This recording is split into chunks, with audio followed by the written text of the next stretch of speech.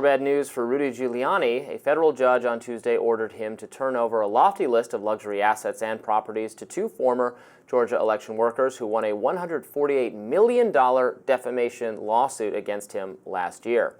Now, for context, Ruby Freeman and Shay Moss sued Giuliani after he repeatedly accused the women of committing election fraud in the 2020 election. According to the mom and daughter duo, these false claims resulted in an onslaught of threats and harassment. A jury found him guilty in December 2023. Under the order, Giuliani has 7 days to turn over his $5 million New York City apartment, more than 24 luxury watches, and a 1980 Mercedes once owned by movie star Lauren Bacall. Giuliani requested to be able to keep sentimental items like a watch his grandfather gifted to him, but Judge Lewis Lyman rejected the ask. To date, Giuliani has not paid Freeman and Moss anything.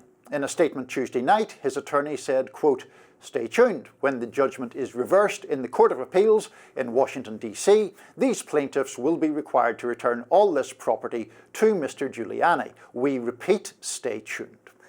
Yeah, look, Giuliani is a charlatan, and he said things that were not true and that invited a lot of harm on these two women. I don't dispute that at all. I have long urged Donald Trump to shed all of his associations with Rudy Giuliani, some of the worst policy, political, legal impulses of the Trump administration and campaign were Giuliani's doing. All that said, man, this seems like a hundreds of millions of dollars to have to give over to these people for having said things that were untrue about them, that did harm them. I fully agree that he should owe them something. This seems like a pretty vast amount of compensation. So I'm noticing a theme in our conversations, Robby, which is often that I regard more punitive awards for defamation to be a good thing, particularly in this instance because of the vast disparity in influence or prominence of the two sides here. Mm-hmm. On one hand, you've this mother and daughter who have done something noble and honourable and necessary in this country, which is work as election workers, and they would have done it quite anonymously and quite happily. Then you have a former mayor of New York City who was also at the time a lawyer for the then president, defaming them and saying that they had been involved in things that they had not been involved in, including importing suitcases full of votes, which they weren't doing, and being up to some sort of chicanery with a USB port when in fact it was a ginger mint candy that one was handing to the other. So he says that, he publicizes a video that says that. There is immediate threatening behavior toward both of these women. According to their testimony to the January the 6th committee, even the mother's mother, Shay Moss's grandmother, has people arriving at her door trying to barge in and make a citizen's arrest. He has caused, Giuliani has, real grave damage to these women's lives. And if he is punished ruinously for it, I think that'd be a good thing. Discourage other people doing it. I don't know. If I get $150 million, I get cars, I get a New York apartment, I get watches, I invite you to defame me. Say all sorts of things about me you want, and I'll collect. Again, the reward seems almost worth it for the... I know what they faced was really bad, and maybe this is naive of me because you and I as public figures get tons of harassment and threatening behavior, and I guess people actually showed up to them in person, which is even beyond what probably either of us have faced. But you know, maybe we're not civilians, we're in the fray, and we're used to that kind of thing, and I don't think ordinary people should be exposed to it. I think what he did was very bad. It's just, man, is it a ton of money.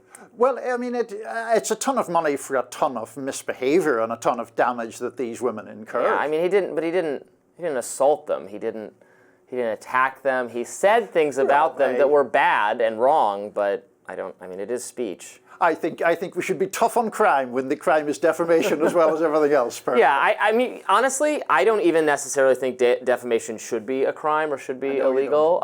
Which we have a very disagreement about. Now, it is. I accept that it is a category of speech that the Supreme Court has walled off from First Amendment protection.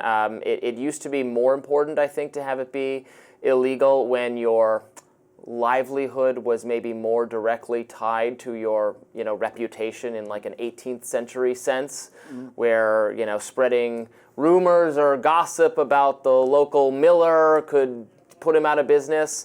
I don't know that that's so true anymore. There's just so many views being expressed all the time that are questionable or untrue. Yeah, but it seems weird to have some of them walled up as that you have to pay for. Well, I mean, you have to pay for telling outright lies about people and their behavior. There is a difference between saying, you know, politician X is a terrible politician and no one should ever vote for them, which of course should be protected, and saying, as Giuliani did in this case, these women conspired to steal an election when they didn't. And the damage to them is real, Robby. I think that's my argument.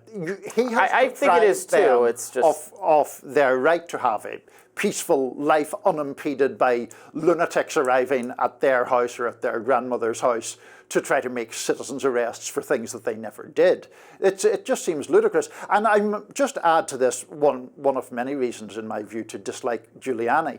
In the defamation case, he admitted through his lawyers in court that he accepted the claims were untrue, and then outside the courtroom kept reiterating the defamatory claims. This is just outrageous behaviour, and that's, you know, I think it's appropriate that outrageous behaviour gets punished severely by the legal system. Fair enough. Coming up next on Rising, we have an interview with journalist Paul Thacker to talk about a plan to take down Elon Musk's Twitter. Stay tuned for more Rising right after this.